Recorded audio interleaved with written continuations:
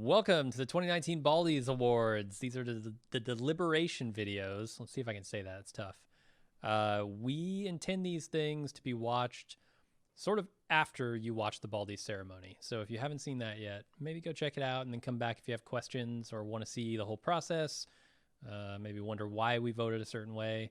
This is where you'll get all that information. Also, we're going to spoil every single bit of everything on this list. So if you haven't seen it all, don't watch this. If you haven't seen every piece of television and film that came out this year, you probably shouldn't watch. That's not true because this is actually not intended to be a comprehensive list of everything that came out this year. It's actually just everything that we saw, either one of us saw, that came out somewhere between January 1st and December 31st, 2019. So if you're wondering, oh, why didn't X get included? It's probably because we didn't see it or it didn't come out this year. So yeah, I think without further ado, let's check out the Baldies. All right, we're back for our another Baldies Deliberations. We're going to be talking about documentaries, which sometimes is a category, sometimes not. We watched a lot of documentaries this year. As a consequence, it's a category. Let's take it to the tape. I don't think there's any disclaimers we need to add on to the already existing intro. I can add a disclaimer. No, we can take it to the tape. This is another category where Bald Move TV was happening, and it was just like rapid fire. Yeah. Watch this, watch this, watch this. I forget almost all these. And also the confusion of like, there are two fire documentaries on here. Yeah. I can't really distinguish the two in my mind. And also this Muhammad Ali documentary, I've seen 600 Muhammad Ali documentaries. So like trying to tease out what I remember from this particular one is going to be difficult. Yeah. So let's go to the list and let's go to the list. Let's take it to the tape. Yep. There we go. And we are right now. We got the two fire frauds. There's two fire documentaries up top. Leaving Neverland, Ice on Fire, Muhammad Ali. What's his name? Conversations of the Killer to Ted Bundy What's tapes. his name? What's my name? Oh man. Muhammad Ali, what's his name? I Edge of apologize. Democracy, this giant beast that is the global economy, the case against Adnan Syed, Loretta, The Legend of Cocaine Island, Remastered, The Devil at the Crossroads, The Inventor, Out for Blood in Silicon Valley, and The Grass is Greener. Okay, let's start with the Fire Fest documentaries. Can we try and explain which one of these is which first? I think that the Netflix one is superior in every way. The only way that the Fire Fraud has got a claim to fame is that it actually interviews the main fire fraud guy. Yeah, Billy McFarland. But it also, if I recall correctly, I did not look this up beforehand. It was produced by the media arm that was largely responsible for promoting of the Fire Festival. And it felt like it was a little bit more apologetic, where I felt like Fire Fraud had interviews with everyone else. And there was some hilarious details in it, but also like did a really good job of showing how this fucked some of the locals who can't afford to be fucked. Okay. And I just think it was also better looking, slicker produced, kind of like really got into like how the influencers kind of sold it and like showed what a bummer it was to show up there. You know, spend $200,000 to get there, and like, my God, the gap between what was promised and what was delivered, and how easily avoidable. Like, if there was an ounce of humility in anyone involved, they could have called this off. Except for, I think what the problem was is their scams had caught up with them. Yeah. Like, they literally couldn't just cancel this and give everybody's money back. Yeah, I mean, this was a Ponzi scheme from the start, and so Yes, that's a Ponzi ran good way out to of look money, at and And now they're fucked. Also, the one that the documentary did is show how he just immediately started again. Yeah. Like on the heels of this disaster, he was like doing another black label credit card, all that stuff, whatever, in Manhattan, taking advantage of and it's just, this guy's shameless. Anyway. Yeah, I think the Hulu doc did a better. It had the guy, but it didn't do as good of a job as at telling me like the pattern, or maybe it did. Maybe I'm thinking of the wrong ones here. This is why it's so impossible.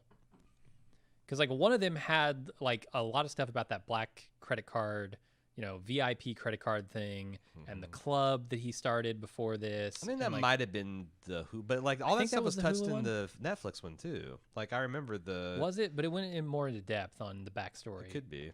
Which to me laid out more of a pattern of fraudulent behavior as opposed to the Netflix one, which was focused mostly on just that event and how fraudulent it was. But yeah, I don't know.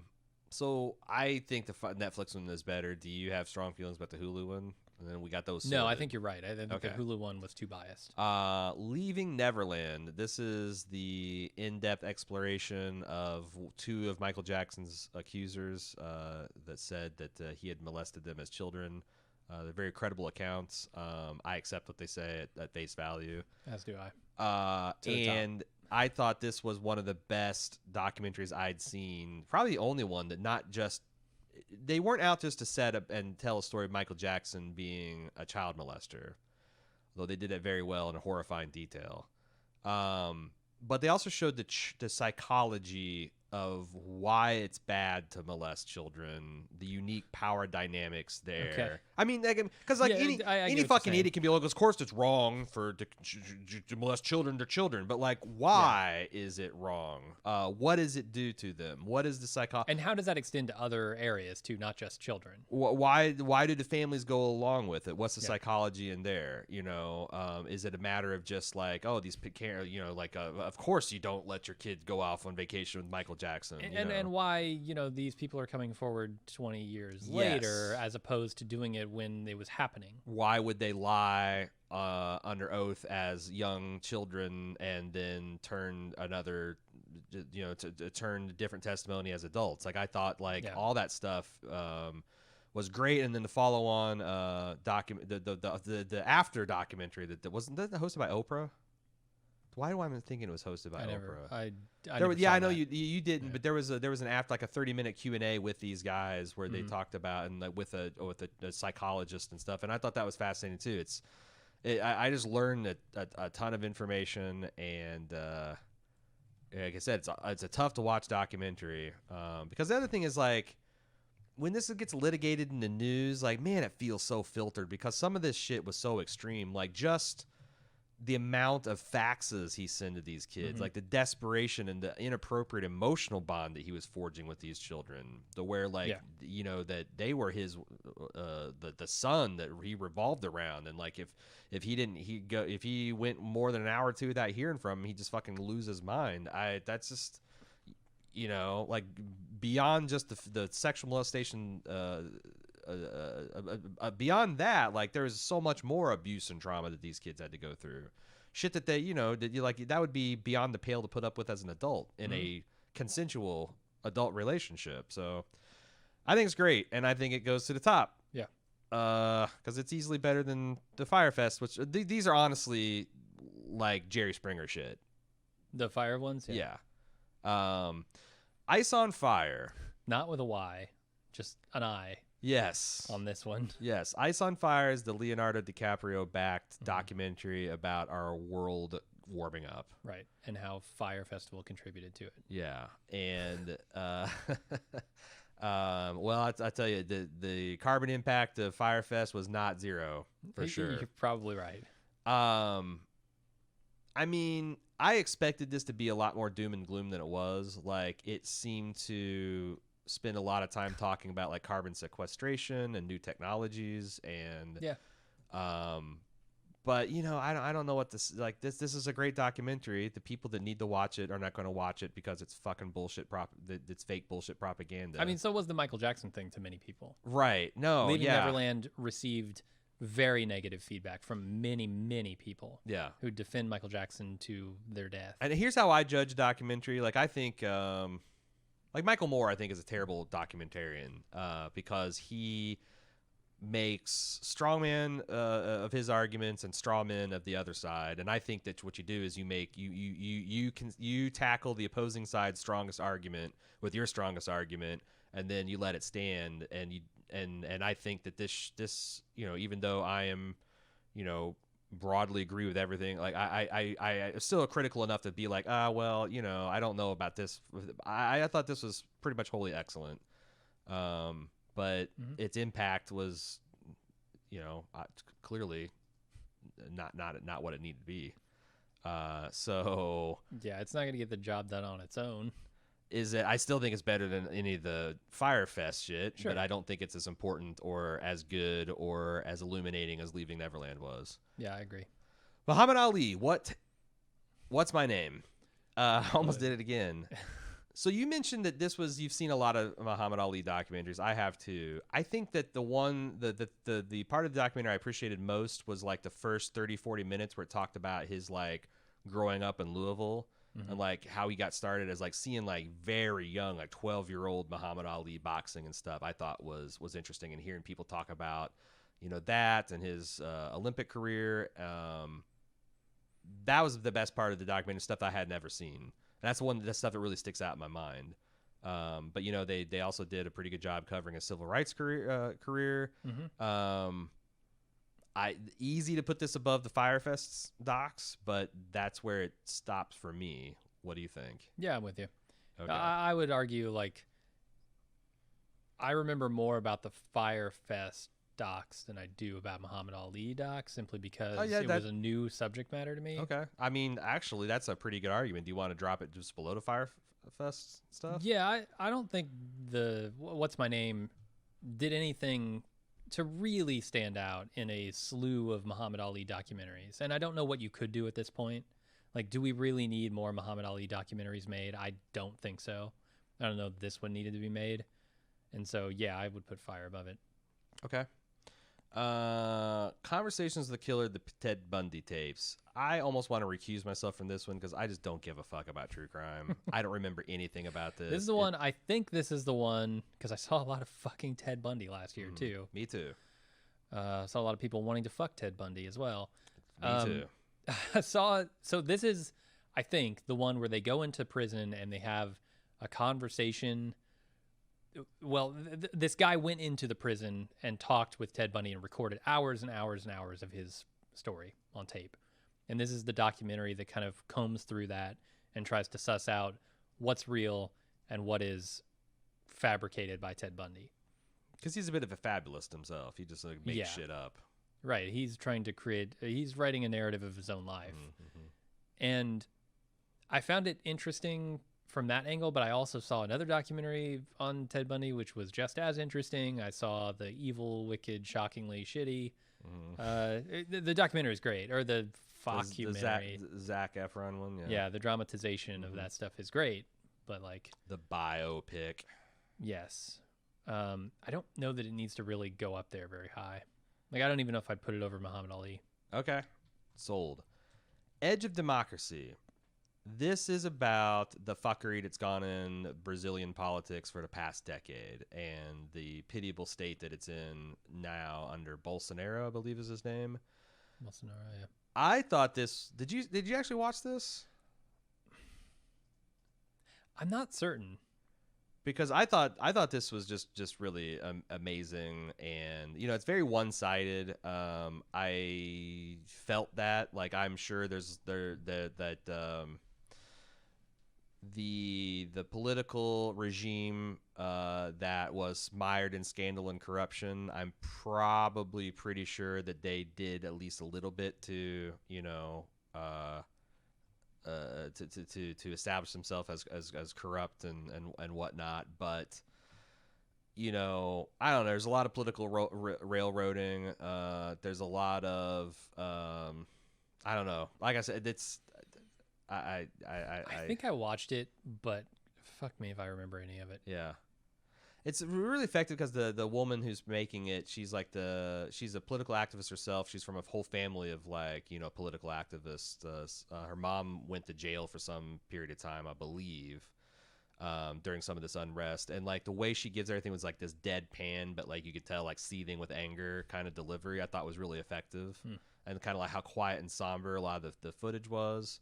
Like I said, it's really good, and it's a documentary that feels like it's kind of made for these times, because what's happened in Brazil is in a microcosm what's happening in a lot of the world, especially the Western world. So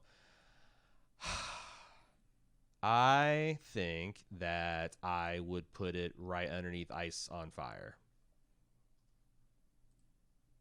Okay. Yeah, I think it's definitely more important than like fire and Yeah. Because these are, things. that's like the line between like informative versus entertainment. Like these things, it seemed like they were there to entertain, but also maybe it's because we got a late edition.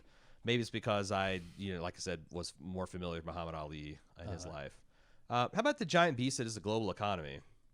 I thought this was. Yeah. There's an episode or two that like I wasn't as into as some of them, but like this, I don't think it shifted my politics, but it definitely informed me a lot more about like some of these, how these tax havens work, how like especially like the concept of rent seeking and why it's bad, why it's corrosive, why it's almost anti-capitalist. It's a logical extension of capitalism, but the second that the big players start this behavior where they're no longer trying to add value, they're just trying to extract value. It just really shows you what's gone wrong with our lack of regulation, the fact that everything is a global enterprise, but our laws and our regulations and our reporting, our accountability has not even. It's a moving target. Like we're now locking and shutting the doors that were busted out of 10 years ago. Right. And the doors we came in. The scammers have moved on. Like the people that are defrauding the governments and the peoples of the world are on to the next thing. So you're talking about the rent seeking. Yeah. Yeah. So this is a 10-part series on Amazon Prime. I think maybe 8. 8-part series on Amazon Prime. The thing that I really appreciated about it is it gets to those complex workings of the economy in a way that is very approachable. Yes. It kind of holds your hand through some of the more basic principles, which I needed, frankly. I'm not the world's greatest economist. And it kind of led me down that path, and I was able to fully engage with a discussion about economics in a fairly entertaining way, too. Like, Calpin does a really good job keeping things light, but also informative and serious when he needs to be. Yeah. And the jokes don't always hit, but it's an easy way. It just feels very simple to get into these topics with that approach. And it's also not anti-capitalist. Like there's a point, he spends a whole episode showing like there's a way you can do this right. You can make money, you can exchange goods and services, you can take care of your employees. And like the gold standard stuff, like that episode is all about like, why do we have the monetary system we have? Like that makes so much more sense when you stop and think about it. And the people who are saying, "Oh, we just need to go back to gold standard or barter systems," the whole problem is like, the money's not even real; it's all a Ponzi. No, like that's right. You just don't understand the fundamentals. Yeah, and the doc does a good job of laying those out. Okay, I think because of that, it's actually the quality is uneven, but the information was excellent. The only one I kind of thought was really disappointing is the automation, but that's only because I'm really up on automation, so I didn't learn nearly as much as the others. But I actually think this is either right below Ice on Fire or above Ice on Fire. Or maybe it's the number one so far. I'm kind of feeling like it's the number one. But Leaving Neverland is very strong. I will maybe have to have a conversation about that. Okay, to the top with it. Yep. The Case Against Adnan Syed was garbage. It was not as good as Serial. And unless you haven't seen or heard the first season of Serial, then it's especially garbage. But like honestly, I think it gives a little bit of distorted, misleading impression of the case, maybe a little bit. I don't know. I've gone back and forth about how I feel about Serial season 1 and Adnan in particular, but it was a lot of like the stuff around Adnan and his family, wasn't it? Yeah. Just like a lot of interviews with like his sister. I did feel like I understood Haley, who was his girlfriend. Yeah, I felt like because one of the complaints about this is that it didn't feel like it spent as much time.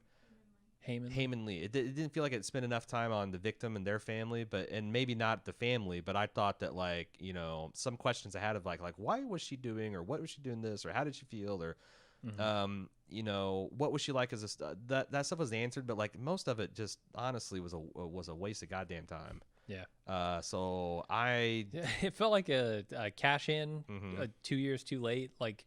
Yeah. Whereas it's weird because also one of these fire docs is a cash in. One of these fire docs is like, sure. Oh, fucking Netflix or Hulu is going to do this. We need to get in on that because it's big. Yep.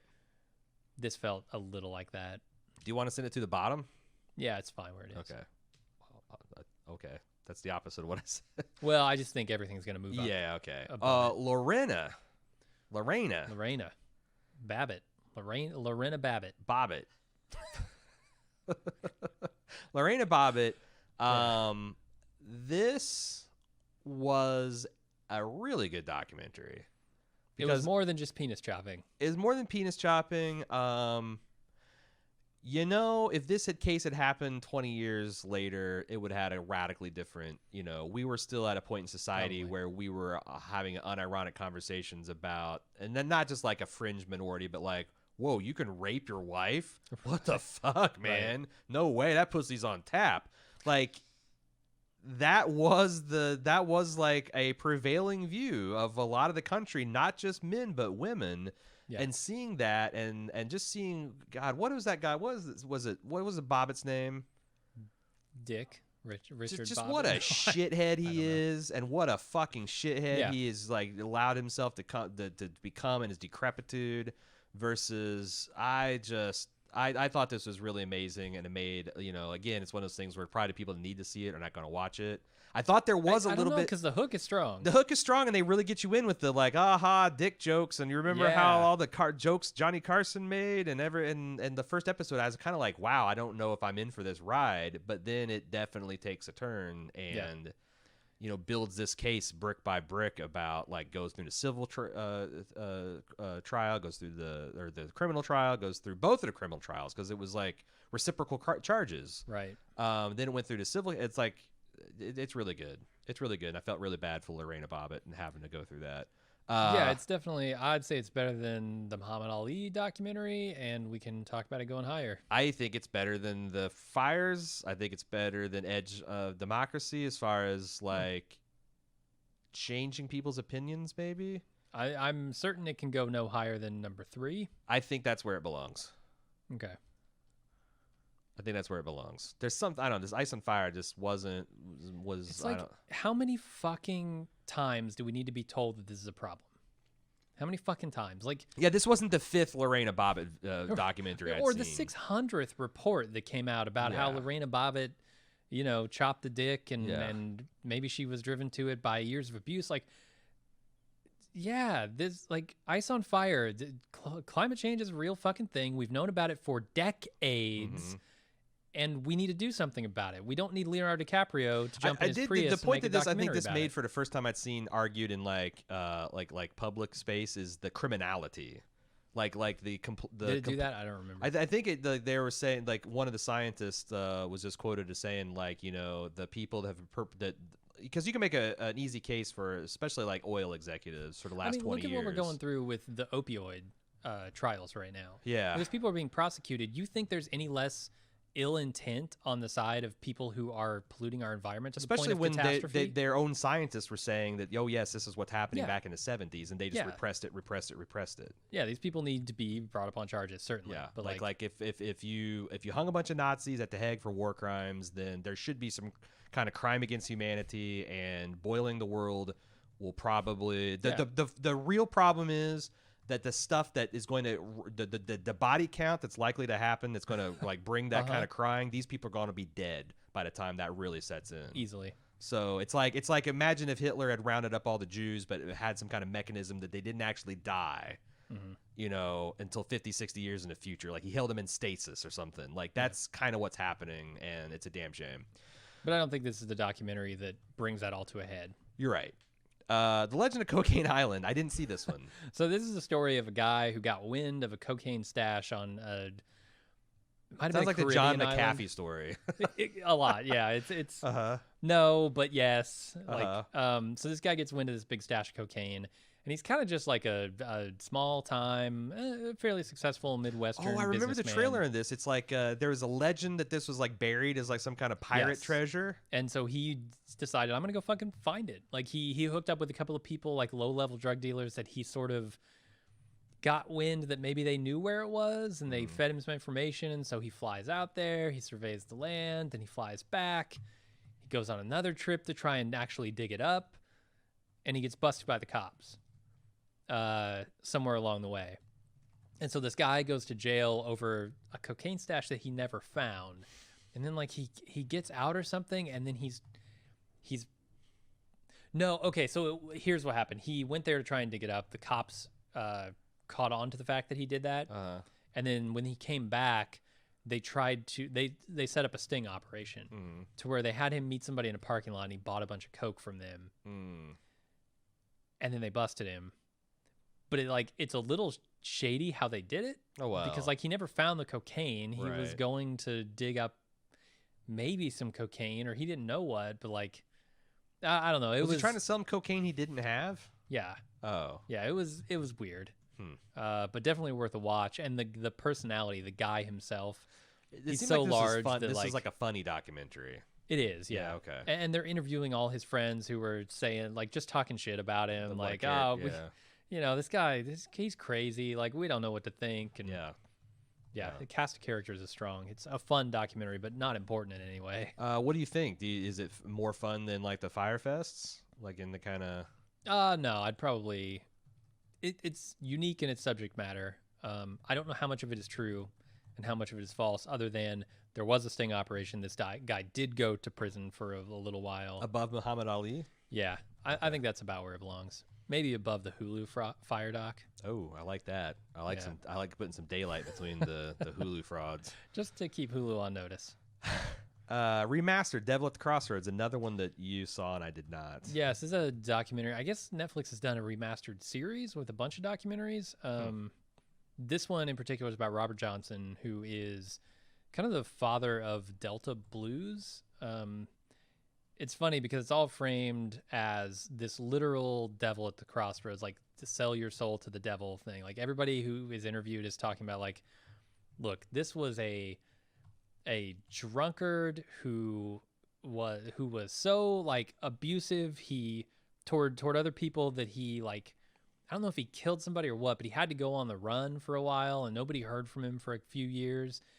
And he was never a very good musician. He was kind of just like this mediocre whatever talent. But when he came back, he had totally changed. His entire, I mean, he was still like doing drugs and alcohol more than ever, but his playing was just on another level. And his songwriting was on another level, and he fathered like all of these, essentially what you think of as blues music, he invented it. And it just goes on about like, there's a lot of interviews with famous musicians now who kind of owe what they do to Robert Johnson and his influence. And it was just all about this guy and questioning like, did he make a deal with the devil really? Like, yeah. But it was super interesting to hear about the life of the guy who essentially invented Delta blues. I wonder if I'll see the Documentary Now version of it next season. Probably, yeah. Because they do like to fit in a music documentary every once in a while. So where do you, as a one-man rating reviewer, where do you put Remastered at? Maybe above like Conversations with the Killer. Okay. The Inventor, Out for Blood in Silicon Valley. I saw, I think 2 documentaries. Oh no! Like a 60 minutes and 2 podcasts about this within the like 3 months of each other. This is the one that's Theranos. On HBO, right? Yeah, this is the HBO one about Theranos, and I don't remember her name. Elizabeth Holmes. Okay. Elizabeth Holmes. Yeah. I'm the CEO and founder of Theranos.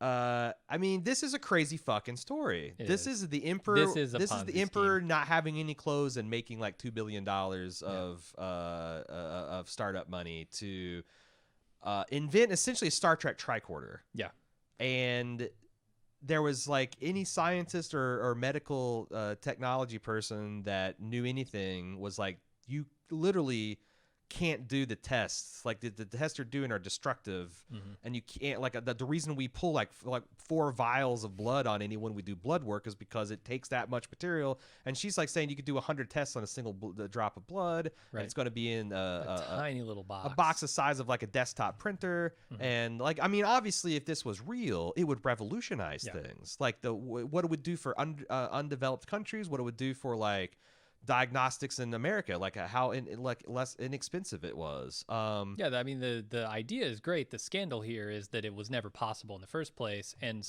everyone, including her own people, were telling her that. But she had the Silicon Valley thing. I was like, well, if we just keep on our milestones and we keep doing the work and we get the the technology will just be there. To clinics and stuff that like didn't fucking work, or they were far cries from the promise. Like she would deliver 8 out of 100 tests, right? In a box that's like the size of a Xerox machine in the 80s. Right. And even then, like, wasn't one of the scandals is like she was just essentially sending it off to a conventional lab and then just passing that off as like it came from the machine. Yeah. Like it's kind of like if she sold time travel.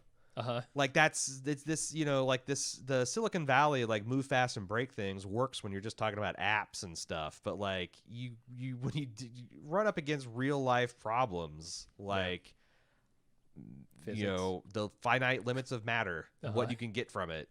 It's insane that I don't know. And I really wish I could get a little bit more inside of her head. Like how it's a lot like the guy, the Bobby, what'd you say his name was on Leaving Neverland or not? The fire stuff. Oh, McFarland. Billy. McFarland.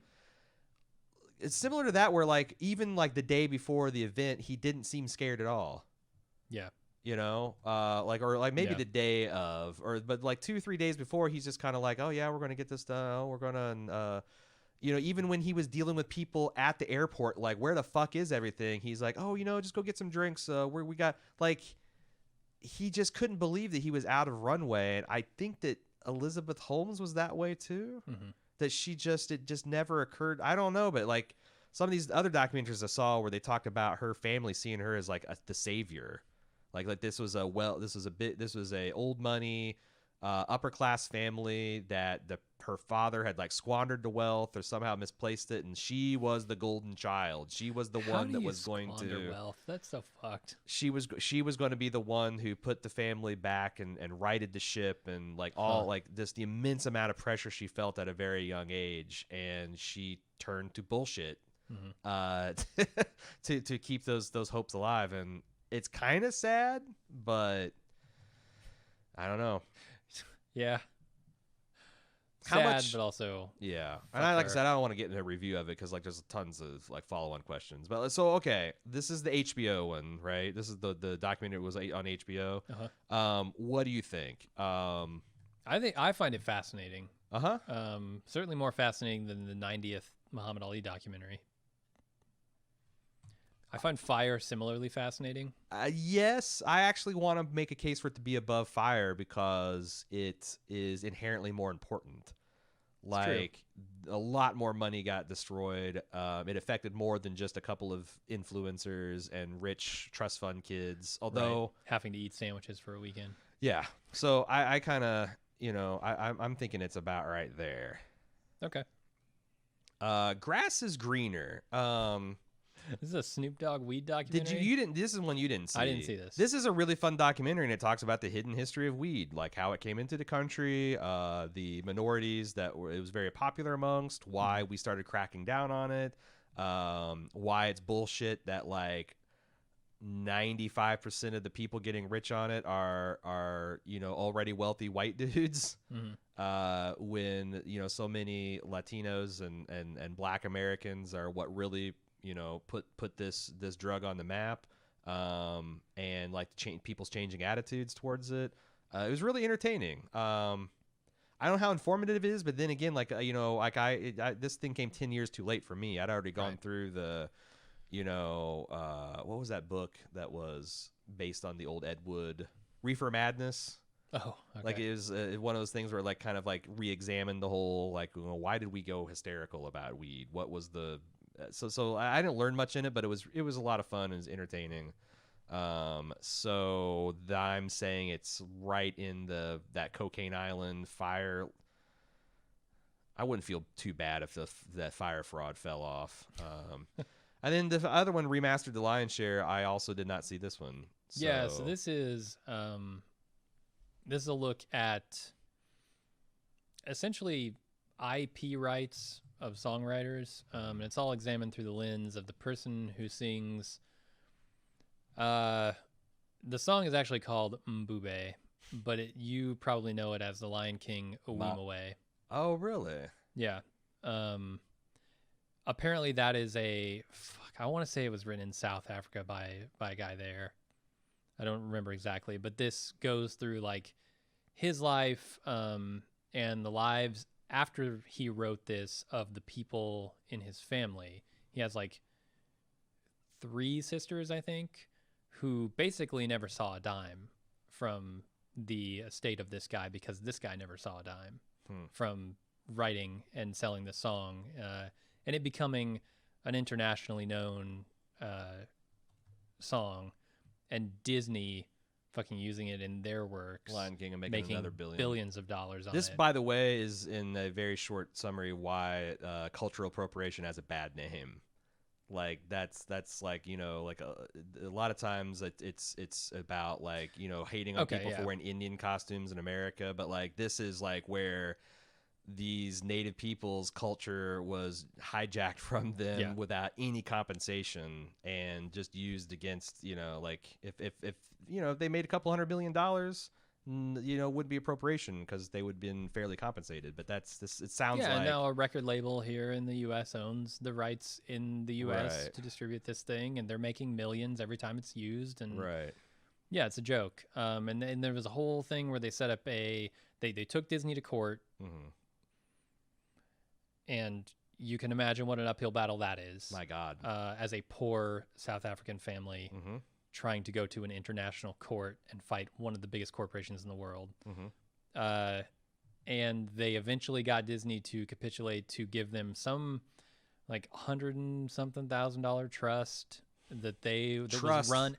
Right. That they didn't, it wasn't cash. It wasn't a settlement payment like that. It was a trust that was run by a bunch of lawyers and a board that presumably there's some debate about whether that money got distributed or whether it all got bled away in fees of like administration stuff over the course of 30 years or whatever of these women's lives. And it's a really sad tale. And it's a pretty interesting examination, I think, of like what you said with cultural appropriation, but also, you know, just IP rights in general. And they go a little bit into that Disney stuff. Yeah. With them pushing the limits of what's possible in IP ownership. Yeah. I mean, it'd have been a tragic story if it's some kid in Ohio that whistled the tune and then they took it. But like, you know, when you're trying to trade on authenticity like Disney was doing in The Lion King, and how ubiquitous The Lion Sleeps Tonight and all that stuff is. Yeah. And it's the push for getting them some justice was sort of spearheaded by this guy who was sort of an activist when he was younger and a journalist, and now feels sort of strange about his role in like, you know, what role do I have in the culture wars, you know, of South Africa, which are even more complicated than America's in a lot of ways. But like he doesn't quite know where he fits in. He just knows he wants to do good, but can he? And like there all that stuff around it is fascinating. I think this is a really good documentary if you're interested in that kind of stuff. All right, where do you think it sounds like it's better than Devil at the Crossroads? Oh yeah, for sure. How much better is it? Like it's better than Legend of Cocaine Island. All right, definitely. I don't know how you felt. I think it's better. I mean, it sounds better than Grass is Greener. I actually think it sounds better than Firefest. I do too, but that might be where it stops. Okay. Yeah, I really like The Lion's Share. And we only have one Fire documentary in the top 10. I'm fine with that. I like that. I like the Legend of Cocaine Island rounding out the top 10 in documentaries there. Yeah. So how do you feel about number 1 and 2? Revisit this. I think you could make a case for either of these top 3 being number 1. I don't know that I feel as strongly about Lorena as I do about certainly Leaving Neverland.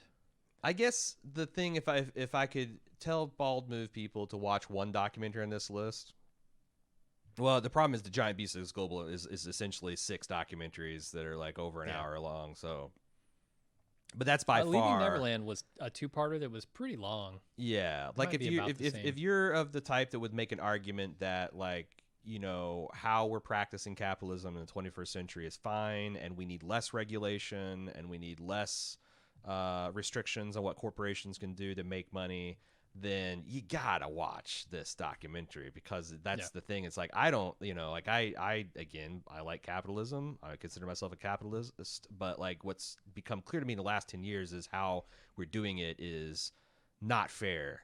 And is going to bankrupt our entire societies if we keep it up, because we're not, like, we're sold this fiction that, like, this is a meritocracy that builds value, and what we're seeing is that this is like a kleptocracy of the very few finding loopholes to ever build, like, increasing piles of wealth. And it's not adding value. Like, if everyone else was getting rich at a commiserate clip, then I don't think anybody'd be complaining. But it is, and it's the wealth inequality is getting out of control. I've seen that argument. I've seen the argument against, like, what automation is going to do to our society and the ill effects. But I mean, it tracks. But like, if we don't divide the pie keeps getting bigger, and we get the same slice, our slice of that pie keeps getting smaller, then who gives a fuck? So I think that if I would recommend only one documentary to watch, it'd probably be this giant beast's global economy, because it's approachable. I think it's very informative. If you're not informed with, like, economics and technological, like, it goes in a lot of Bitcoin. If you've been wondering, like, what the hell is going on with cryptocurrency, talks about that. That guy they interview is such a fucking weirdo. King of Bitcoin or whatever. Is like, what a fucking asshole. But you can't go wrong, honestly, with leaving the Neverland and Lorena too, especially if you like me, lived through Lorena Bobbitt. It was more of just like a joke story. Like, it's a real eye opener. It was surprising to me, because I was very young when that happened, and it taught me a lot about that scenario. So there you go. I think that's I think I'm fine with that. I'm good with all the top 10. All right, documentary is in the can.